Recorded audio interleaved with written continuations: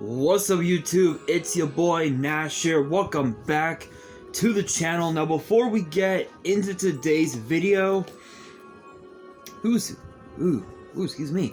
Guys, we are 8 subs away from 200. We are getting so damn close to the goal of 200 subs. I know we can do it, guys. I know we can make it happen. 200 subs by the end of the year, by not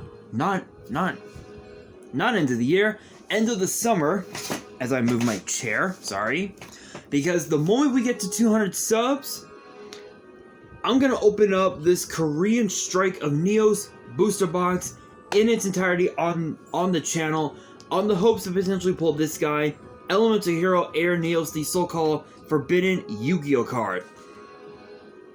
Is it really forbidden? I'll let you guys be the judge of that. Now, if this channel gets to 500 subs, I'm gonna open up this Korean LOB booster box in its entirety on the channel that I got from my partners over at Collector Store. As I am trying to fix this. There we go.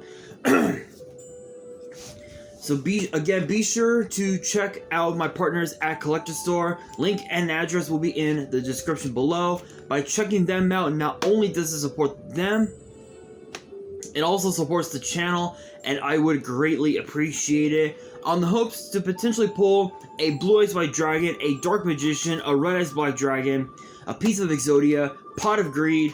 The possibilities are out there, guys. However, if this channel gets to 1,000 subs,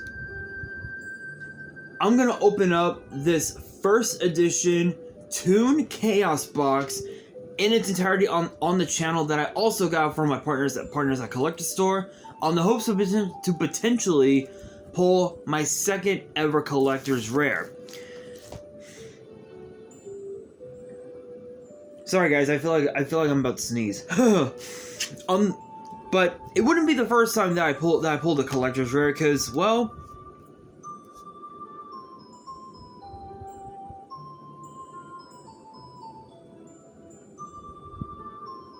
okay, I think I'm okay.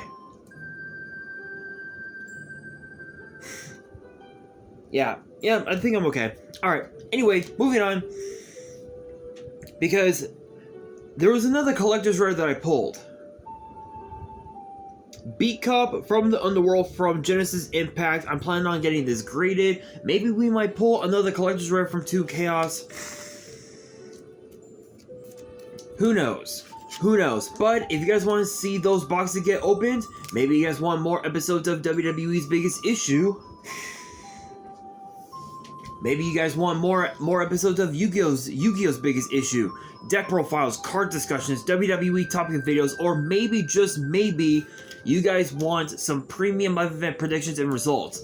Well, if you guys want all of that and more, my channel is the place to be. So if you guys have not done so already, because I know that a lot of you guys have not done so, make sure you guys subscribe to the channel, turn on the notification bell, and follow me on all of my social media. My ads will be in the description below, as will the info to my fan mail. It will also be in the description as well. And I want you guys to post in the comments below, answering the question of the day, which is this: What are your guys' predictions for this Saturday's SummerSlam Premium Live event? Because for today's video, the book returns. We literally have only a couple pages left. I just want to show you guys. We only have literally 1, 2, 3 pages left before I bring in my brand new book, which I will be showing off at a later time. Actually, somebody commented asking me if it's possible for me to show off the book, the premium live event book, this book in particular, you know what? I'm actually thinking about it. So I'll tell you guys what. I'll tell you what. If this channel gets to, how about this? If this channel gets to 3, maybe 400 subs, I will show this book. I will show the content of this book all on the channel. But I warn you guys. My handwriting is shit. That's all I'm saying. So if you want to see the content of the book, and you guys want to see all of this get opened, subscribe, you guys. Subscribe.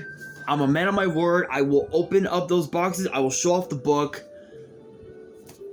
And so make sure you guys are subscribed. Let me adjust my camera. Okay, that should do the trick. Anyway, I am not gonna waste any more time. Again, guys, subscribe, hit the bell, all that good shit. Because today we got SummerSlam predictions, and I'm gonna be honest, looking at this card, this is probably one of the most stacked SummerSlam cards we've had in years. And that's saying a lot, because this might go down in history as one of the best SummerSlams we've had ever, with not 1, not 2, not 3, but 4 main events, all of those of which I'm going to be talking about in this video. So let's kick things off with the SummerSlam Battle Royal, which will be presented by Slim Jim. I'm gonna be honest. This is actually one that I can't predict for two reasons. Because number one, your favorite, the one person that you're a fan of the most, might not even be in that Battle Royal. We know that Bronson Reed is going to potentially be in that Battle Royal. We know that all the members of the Brawling Brutes will be in it. LA Knight's going to be in it. We know that Shinsuke Nakamura is going to be in it. Tommaso Ciampa. And from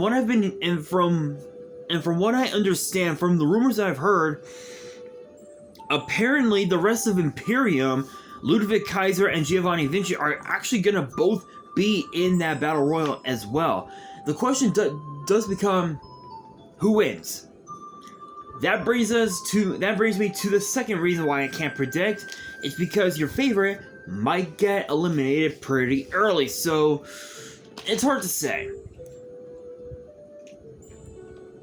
But I can tell you one thing, that the odds-on favorite is definitely going to be LA Knight, just because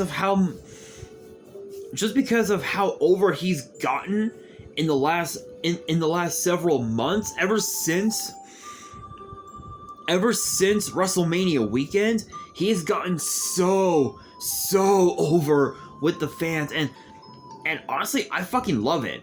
I absolutely love it. I mean, I know that he got over with the fans after quite some time, from his time in NXT, but this is probably the best version of LA Knight we have seen in a long while. But again, this is one I cannot predict, because again, we don't know who's going to be in the Battle Royal, and we don't have an idea of who could potentially win.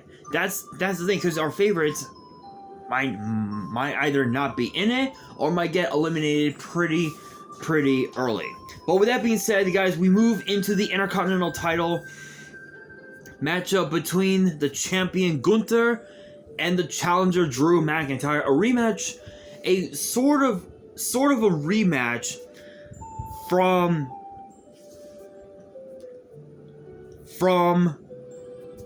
WrestleMania. And the thing is that this wouldn't be the first time that these two met one-on-one. Go back to not WrestleMania. Go back to Survivor Series 2019. Gunther, Drew McIntyre, opposite ends of the match. Gunther representing NXT, even though he was the NXT UK champion, and Drew McIntyre representing Raw. Those two were beating the hell out of each other. It was absolutely wild. This one will be no different. This is probably the best version of Gunther we have seen ever since he lost the NXT UK title to Ilya Dragunov back at TakeOver 36. This has been the best version of him we've seen ever. But Drew McIntyre, he wants to be champion simply because of the fact that his last run didn't work out the way that he wanted to. And if you really think about it, it all comes down to who wants it more, Gunther or Drew McIntyre. So for me, the way I see it, Gunther doesn't need this match. It's McIntyre that needs it, because if he wins, not only will he become a two-time Intercontinental Champion, but he'll also be able to bring honor and prestige into the title the same way that Gunther has. But one thing that we can all agree on is the fact that Gunther is definitely gonna have Vinci and Kaiser in his corner, whereas opposed to Drew McIntyre, the only person that he has as of now is Matt Riddle. There's been a lot of rumors going around that Randy Orton might be coming back to help McIntyre fend off against the rest of Imperium. Is it possible? Only time will tell. But if I had to make a prediction, I would have to say Gunther based on the numbers game.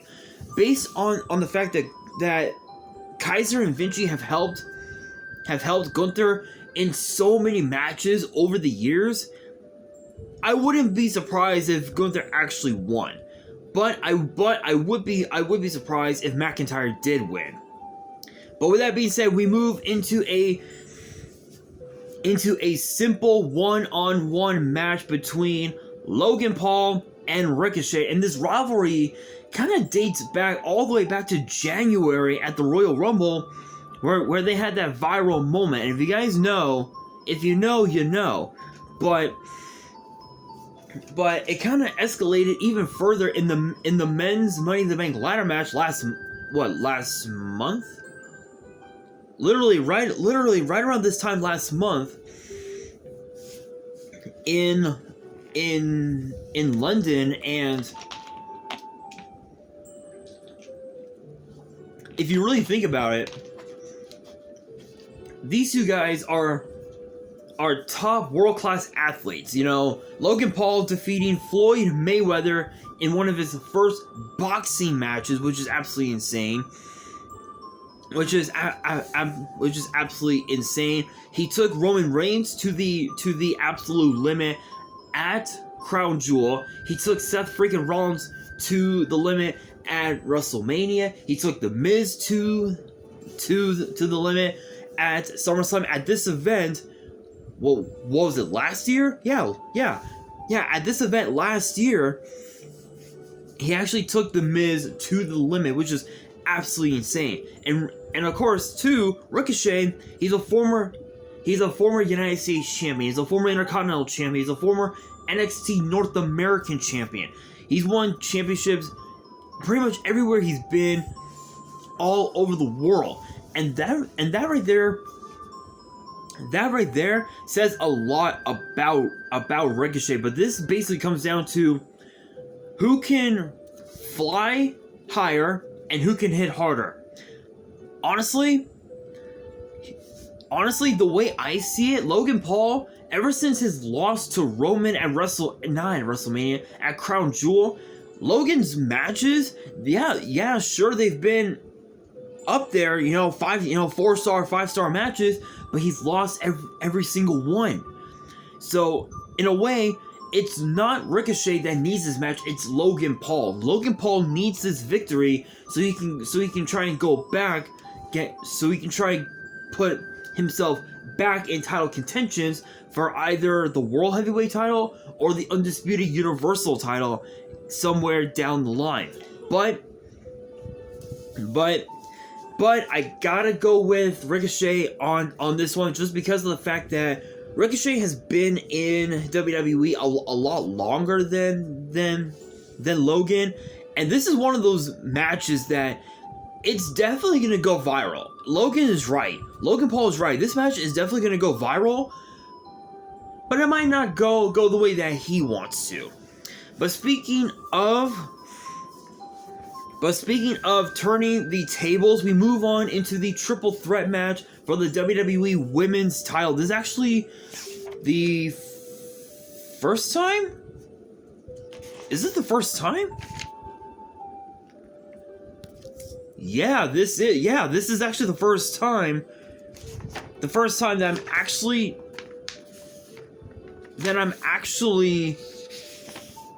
calling a match for the WWE Women's title. This is huge, guys. That's incredible. Between the champion Asuka and the challengers Bianca Belair and Charlotte Flair. This rivalry, goes back quite a ways, especially starting with Asuka and Charlotte Flair, dating all the way back to WrestleMania 34, back in New Orleans. It's a long time, guys. Long time. But here's the thing. Charlotte Flair wants the women's title because she lost the SmackDown Women's title to Rhea Ripley. What was it? Night one of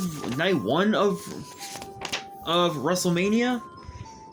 Yeah, night one of WrestleMania. One of the last three, literally the third to last match on the card. For night one, Charlotte Flair lost to Rhea Ripley, and now she wants a rematch for a championship. This one being for the WWE Women's title. Bianca Belair lost her Raw Women's title to Asuka, which made Asuka now the last ever Raw Women's champion. Which, personally, don't get it twisted. I'm a huge Asuka fan. I'm a huge Asuka fan. The mist, the face paint, everything about her has spelled out dominance. No doubt about it. But the fact that Bianca Belair is not the last Raw Women's champion. But here's the thing. Think about this.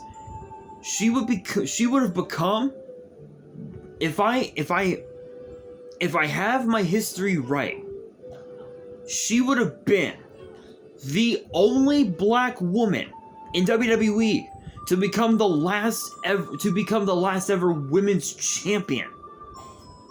Think about that. Think about how much history that moment would have made. That right there would have made a lot of history. But you know what? But to be fair,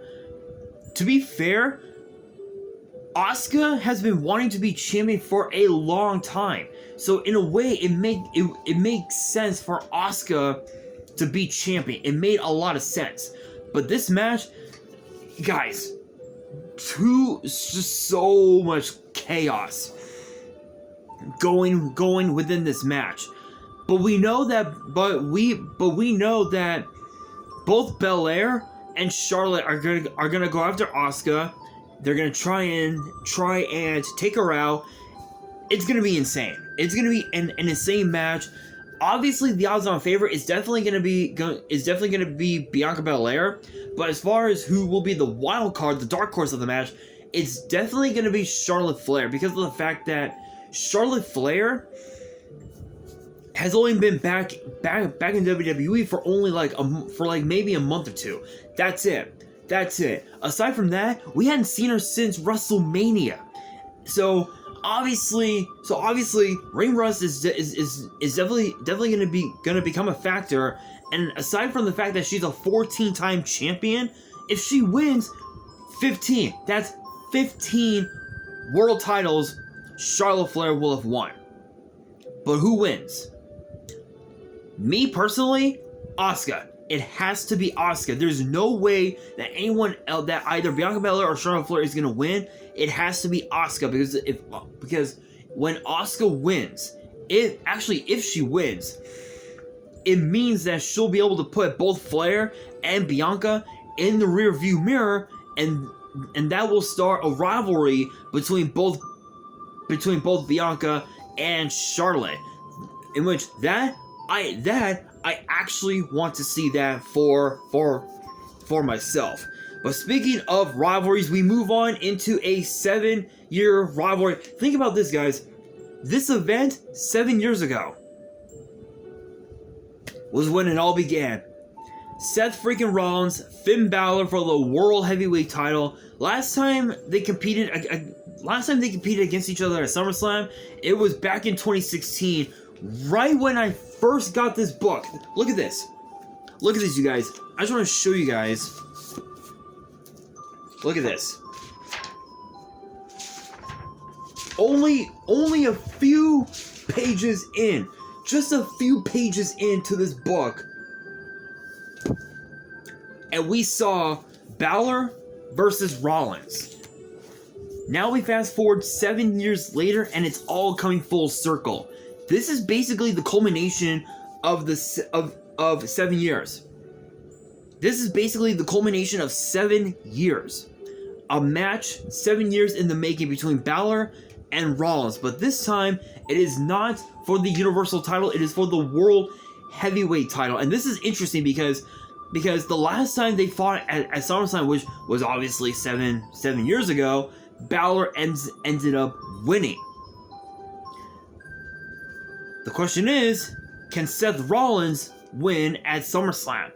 The answer is yes, because of the fact that if both Balor and Rollins were to get beaten down and they're like basically dead to rights, right?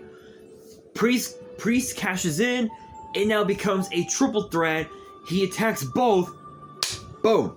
He is now the World Heavyweight Champion. But even if he were to cash in and it becomes a triple threat, Rollins would still win, because the last time he was in a triple threat that featured a major championship, he ended up winning. Look at his Money to Bank cash in, the heist of the century. He won WrestleMania 34 in New Orleans. He won a triple threat for the Intercontinental title, triple threat for the United States title. He's won that. There is nothing that Seth Rollins could do. This is the best version of both Balor and Rollins that we have seen in a long time. But it comes down to who wants it more, and it's not Balor. Balor doesn't need this match. It's Rollins, because if Rollins wins, not only will he have defeated Finn Balor, but he'll also have wrote the last chapter in the rivalry between Finn Balor and Seth freaking Rollins that goes back 7 years. But knowing Finn Balor, he's gonna find a way to ensure that he wins. And what's that insurance policy? The Judgment Day. But I'm putting my money on Seth freaking Rollins. I think as long as Rollins is able to outthink and outmaneuver Finn Balor, he's got it made. Plain and simple. But now we move on into MMA rules, mixed martial arts rules, between Ronda Rousey and Shayna Baszler. A match that is practically 10 years in the making. And you guys saw both video packages from this past Monday on Raw. So you guys know the story. You guys already know the story. But for those who didn't watch Raw, I'll give you guys the quick lowdown of it all. Ronda Rousey was basically one of the coaches of the show Ultimate Fighter, which I guess in a way is similar to the old NXT, where you had the challenges and all that bullshit. it was basically that. Shayna Baszler was essentially the rookie, but she had been a part of MMA a lot longer than Ronda Rousey. Then they ended up becoming friends. And Ronda Rousey gave Shayna Baszler, Jessamyn Duke, and Marina Shafir, a place to stay for free. For free. No bill, don't gotta pay no bills, don't contribute, nothing. All she needed was sparring partners. And it basically and it's interesting because Rousey got into WWE before Shayna Baszler, which in my opinion is kind of bullshit because of the fact that Shayna had been wrestling longer than Ronda Rousey, which that says a lot. That pretty much says a lot, don't it? Yeah, it kind of does. It kind of says a lot. But this rivalry kind of escalated even further at Money in the Bank when Shayna Baszler attacked Ronda Rousey, costing both women the tag team titles. Excuse me. All I'm going to say is this. This is going to be a very nasty match. MMA rules, we don't know much about it. I'm assuming you can only use your fists, can only use your feet. I don't know what the hell. We don't know what the hell to expect, but I'm putting my money on Shayna Baszler just because of the fact that she's been in the business longer. She knows the business more than Ronda Rousey. I think that's what will give Shayna Baszler the advantage. Speaking of advantages, we move on into these two: Cody Rhodes versus Brock Lesnar, a rivalry that dates all the way back to the Raw after WrestleMania. It's been brewing for months. We all know the story. Cody Rhodes wants to finish the story with Brock Lesnar and then put his focus back on the undisputed Universal title. With this, it comes down to who needs it more. Honestly, Brock Lesnar doesn't need this match. He can't chase after the undisputed title. He can't. He cannot he can't chase it because he's forbidden from doing so. Cody Rhodes, on the other hand, needs this match because by defeating Brock Lesnar, he can put his focus back on potentially Roman Reigns and the undisputed title, or it could be against Jey Uso, which we'll talk about that match here in a second. But I'm not gonna say much about it. My money, Cody Rhodes. If I was a betting man, my money would be on the American Nightmare. But now we move on into Tribal Combat. Tribal Combat, you guys. Roman Reigns, Jey Uso, for the third time. First time in 3 years that we're seeing this match. This is interesting because the last time these two fought, it was inside Hell in a Cell, and Roman Reigns made Jey Uso say I quit by attacking Jey's brother Jimmy. We fast forward 3 years later, and it's now Tribal Combat, which apparently, according to Jey Uso, it was the Elders' idea to make this match Tribal Combat. I'll say this. This is going to be a nasty fight. No countouts, no disqualification, no champion's advantage for Roman. Only way he wins by pinfall or submission. That's Tribal Combat. I can't wait for this match. It is going to be nasty. It is going to be nasty. Who's my prediction? Trust me, I want Jey Uso to win, but it'll most likely be Roman Reigns. Why?